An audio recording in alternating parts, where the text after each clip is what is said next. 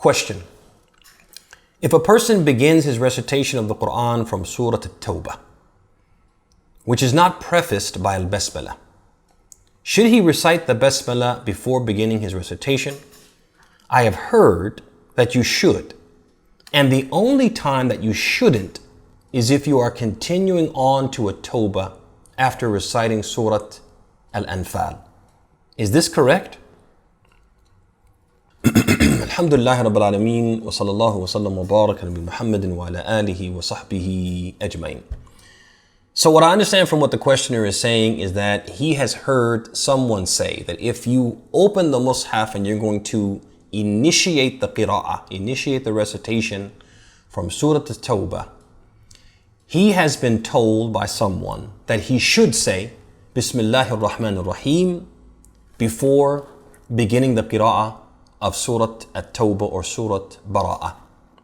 And that the only time that he shouldn't is if he is continuing, meaning he's already started reciting and he's reciting al-Anfal. When he completes the recitation of al-Anfal, he continues on to Surah at-Tawbah. That's the only time he shouldn't say al-basmallah. So let me begin by saying al-basmallah. The words Bismillahir Rahmanir Rahim are an independent verse of the Quran, ayah mustaqillah, which was revealed to the Prophet ﷺ to call his attention to the end of each surah and the beginning of the one which would follow it. Abu Dawood, al-Hakim, and al-Bayhaqi and others have collected a narration from Sa'id ibn Jubair on the authority of Ibn Abbas, who said, كان النبي صلى الله عليه وسلم لا يعرف فصل السورة حتى تنزل عليه بسم الله الرحمن الرحيم أو حتى تنزل عليه بسم الله الرحمن الرحيم. He said the Messenger of Allah did not know the parting of the chapters until the words Bismillahir Rahmanir Rahim were revealed to him, indicating that the chapter had ended. And at-Tirmidhi rahimahullah ta'ala has collected a hadith indicating that when the Quran was standardized during the caliphate of Uthman radiallahu anhu, he and other companions were not sure if the two chapters of al-Anfal and at-Tawbah were one surah or two separate surahs that should be separated by al-basmallah. They became unsure to the point that in the narration of at-Tirmidhi, Uthman, he says, I didn't get a chance to ask the Messenger of Allah, should they be separated by al-basmallah? Are they two separate surahs? And the Prophet passed away before I could ask him. So the companions, as they're compiling and standardizing the Quran, they unanimously decided to separate the two chapters through spacing, but not to place al-basmallah at the head of at-Tawbah, therefore not completely separating the chapters and thereby following a middle course. So basically they said, let's take a middle course. If we put al-basmallah, we're making it two separate surahs, right? If we run them together, we're making them one surah. So we'll put a space, and that way, we won't put al-basmallah, and that way we're meeting what? In the middle. We're not making them one collective surah without knowledge, nor are we separating them completely without knowledge.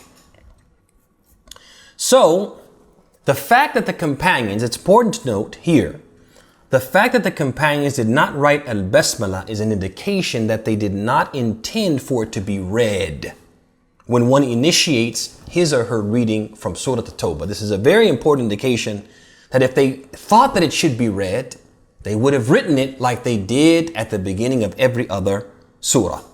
Al-Hafidh an-Nawawi rahimahullah ta'ala, he said in his book At-Tibyan fi Adabi Hamalat al-Quran, وينبغي أن يحافظ على قراءة بسم الله الرحمن الرحيم في أول كل سورة سوى براءة، فإن أكثر العلماء قالوا إنها آية حيث تكتب في المصحف وقد كتبت في أوائل السور سوى براءة. He said it is vital to habitually recite Bismillahir Rahmanir Rahim at the beginning of each chapter except Bara'ah, except Surah at-Tawbah. Most scholars regard al-basmallah as a verse since it is written in the Mus'haf and is written at the head of every chapter except Bara'ah. And he says at the end of the discussion, because he continues on making a few more points, and he says, and this is the opinion of the majority of the scholars. And in Al-Burhan fi Tajweed al-Quran, the author states, وَأَمَّا بَيْنَ الْأَنفَالِ وَالْبَرَاءَ فَلَكَ الْوَقْفِ وَالسَّكْتِ وَالْوَصْلِ بِدُونِ بَسْمَلَةٍ بدون basmala. He said, as for the rule of reciting al-basmallah between al-Anfal and al-Bara'ah, one has the following three options. Three approaches if you're reading al-Anfal, and then you're gonna recite at-Tawbah. He said, one option is a long pause. Another option is to pause briefly.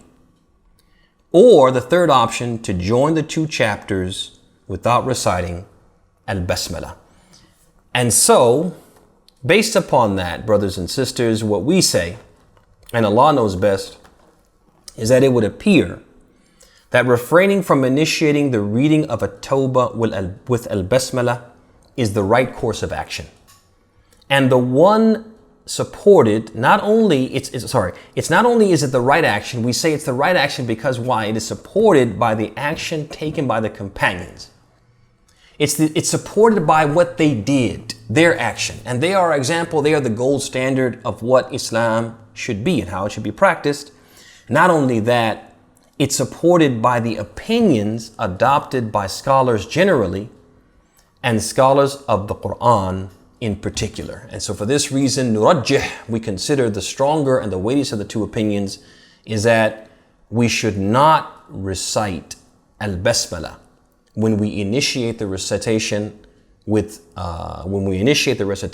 surah, with the chapter of at-Tawbah. Assalamu alaikum wa rahmatullahi wa barakatuh.